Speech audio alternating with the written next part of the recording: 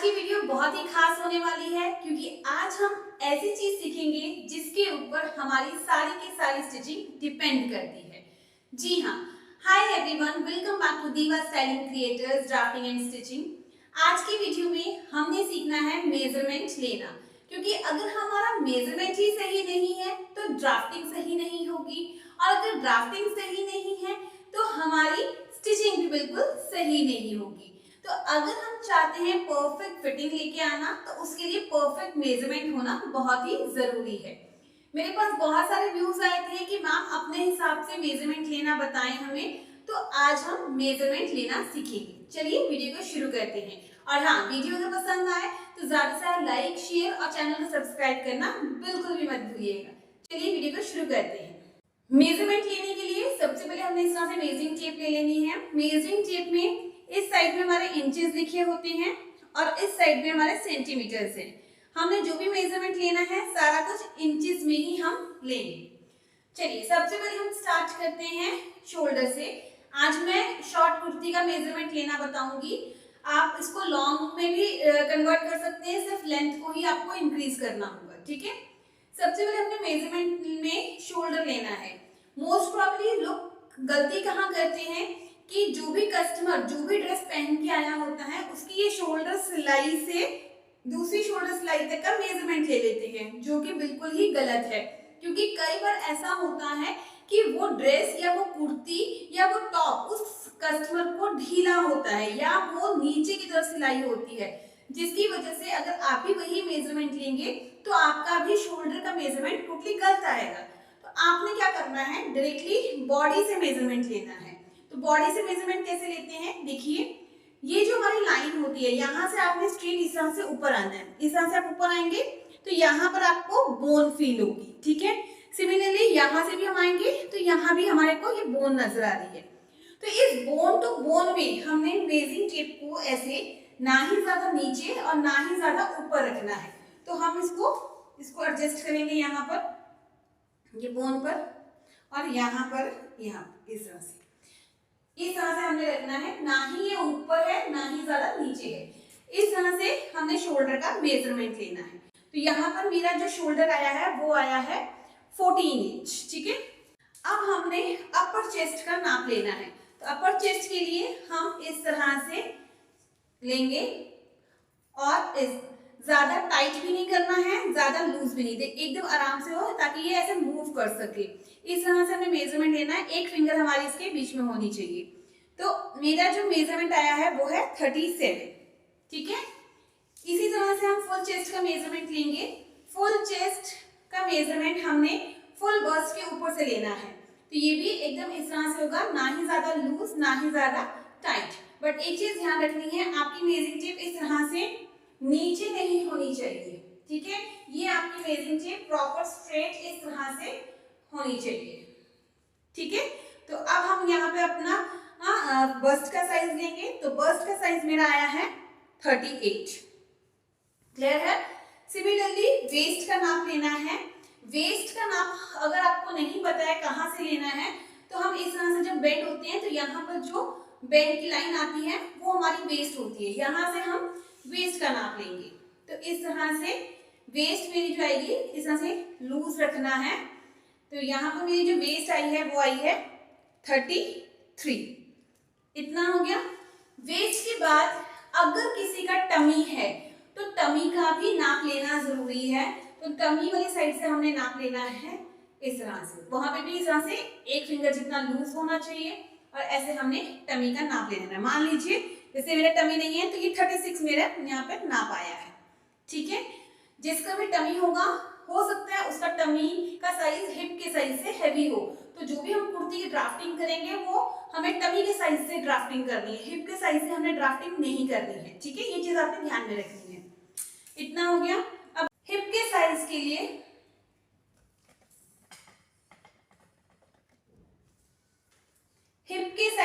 हमने इस तरह से यहाँ पर रखना है मेजरिंग टेप और इस तरह से ये टर्न होगा। तो यहाँ पर हमारा जो भी हिप का साइज आएगा यहाँ से फुलर पोर्शन पे हमने रखना है। ठीक है, स्ट्रेट आपका मेजरिंग टेप होना चाहिए। तो यहाँ पर जो आया है वो आया है 38। तो 38 हिप का साइज हो गया।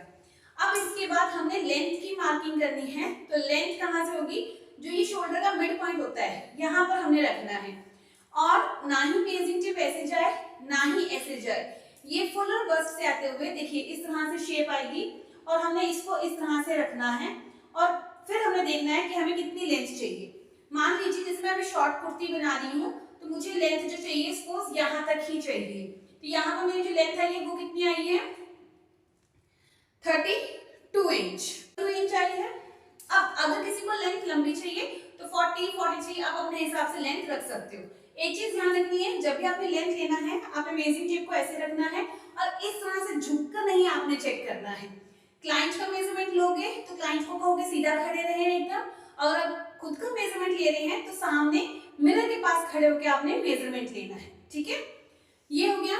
इसके बाद जो आता है फ्रंट क्रॉस और बैक क्रॉस। देखिए जब भी हम बिना फ्रंट क्रॉस और बैक क्रॉस की कटिंग कर लेते हैं, जैसे हम अंदाजे से कटिंग करते हैं, बैक साइड का आर्म होल की शेप आधा इंच अंदर आकर और फ्रंट की 0.5, 25 या 75 आते हैं, तो उसमें फ्रंट क्रॉस या बैक क्रॉस में टाइट होता है।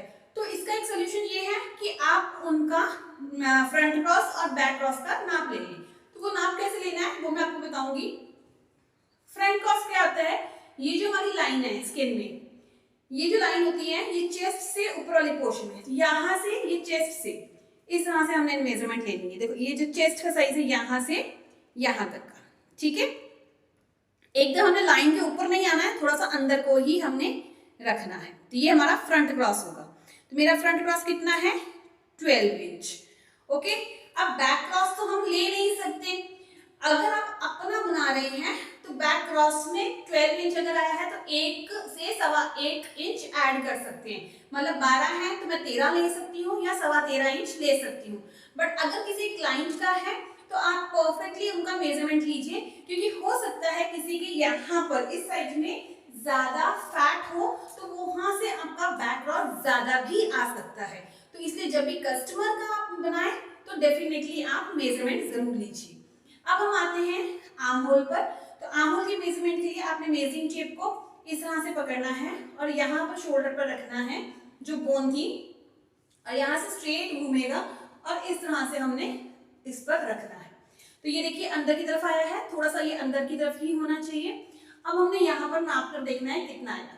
तो मेरा जो शोल्डर आया है वो आया है 17.5 इंच। तो ये 17 इंच या 17.5 इंच हो सकता है।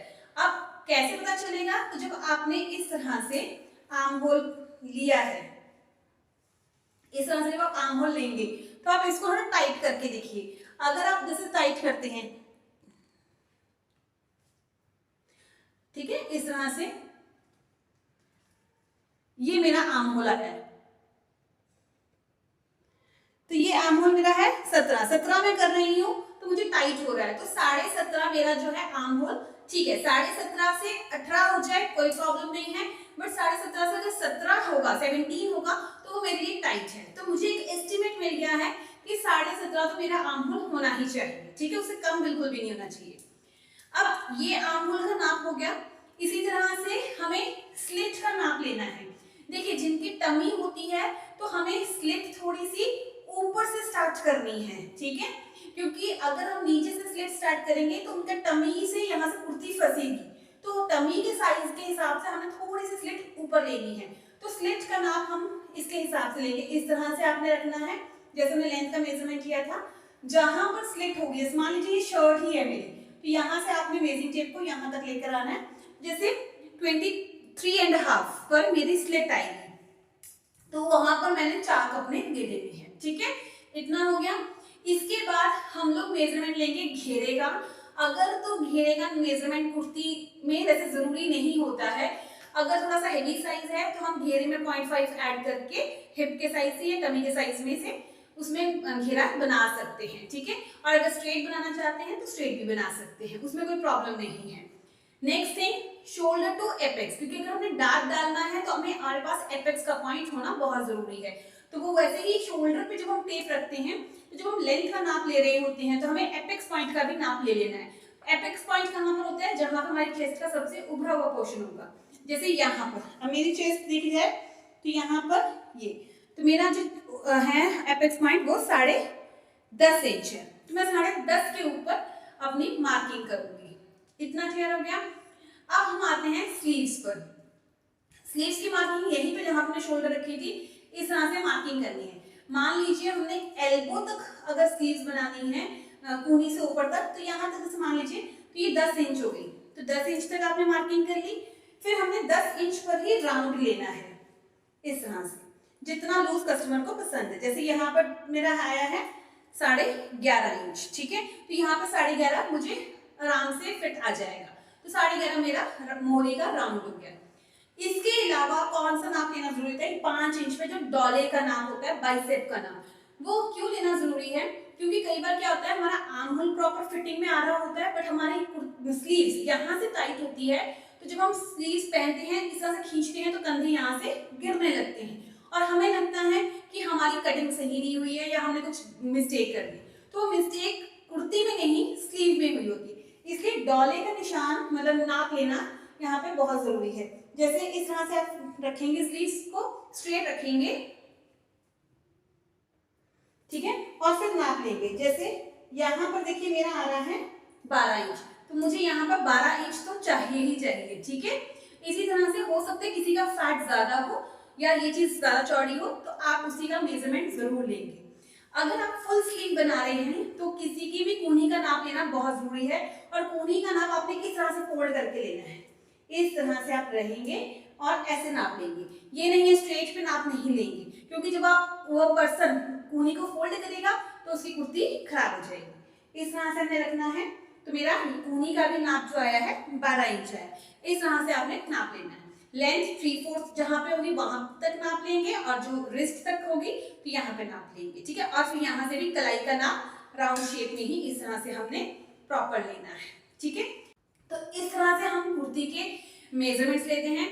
इसके बाद जो सबसे इंपॉर्टेंट है वो है नेक। नेक कितना हमको यहाँ से ब्रॉड चाहिए और कितना डीप चाहिए। देखिए आपने कैसे करना है, शोल्डर का मिड पॉइंट में ही रखना है। जैसे मुझे सपोज इतना ही नेक चाहिए, तो मैं यहाँ से इसको इस तरह से नाप के देखूंगी, ठीक है, इस तरह से, और ये नापूंगी। तो ये कहाँ पर आ रहा है, ये मेरा नेक आ रहा है 6.25 इंच, ठीक है। तो आपने इस तरह से मेजरिंग टेप को रखना है। इस तरह से नहीं होगा तो आपके पास स्केल होगा, तो आप स्केल की विड्थ से इस तरह से नाप सकते हैं, ठीक है। तो ये आ जाएगा 6.5 पौने 7 मेरा नेक है। ये नेक की विड्थ होगी। बैक साइड से भी आपने इसी तरह से नेक की विड्थ ले लेनी है। अगर आपका डीप नेक है तो आपने कस्टमर से जरूर पूछना है उनको शोल्डर पे यहाँ पे पट्टी कितनी चाहिए। जैसे ये जो शोल्डर है ना, ये पट्टी इतना कपड़ा दिख रहा है, ये इसको हम रेडी शोल्डर पट्टी कहते हैं। तो ये नाप लेना जरूरी है, क्योंकि जब हम शोल्डर माइनस चार्ट यूज करते हैं तो हमारे को ये पट्टी हमारे पास होनी जरूरी है, स्पेशली फॉर डीप नेक्स। तो डीप नेक में अगर ये पट्टी हमारे पास होगी तो हम उसी हिसाब से अपना तीरा और अपना आर्म होल और अपने डार्ट्स को अरेंज कर सकते हैं। अब अगर आपको कहीं भी डाउट है कि कैसे हमें तीरा लेना है, तो उसके लिए मैंने अपनी 3 चार्ट बुक्स लॉन्च की हैं। वो है kurti chart book, bottom wear chart book, और तीसरी हमारे पास है ब्लाउज चार्ट बुक। इन तीनों चार्ट बुक में वो सारे फॉर्मूले अवेलेबल हैं जिसकी हेल्प से आप आराम से अपना तीरा, आर्म होल, नेक विड्थ, डार्ट्स सब कुछ ले सकते हैं, और कुर्ती की जो फिटिंग भी आएगी वो भी एकदम परफेक्ट आएगी। और अगर आप भी इन बुक्स का ऑर्डर प्लेस करना चाहते हैं तो दिए हुए व्हाट्सएप नंबर पर आप मुझे मैसेज कर सकते हैं। इन तीनों बुक्स में आपको सारे वो फॉर्मूले मिल जाएंगे जिसकी हेल्प से हम परफेक्टली किसी भी पैटर्न की कुर्ती, किसी भी पैटर्न का बॉटम वियर, किसी भी पैटर्न का ब्लाउज बना सकते हैं आराम से।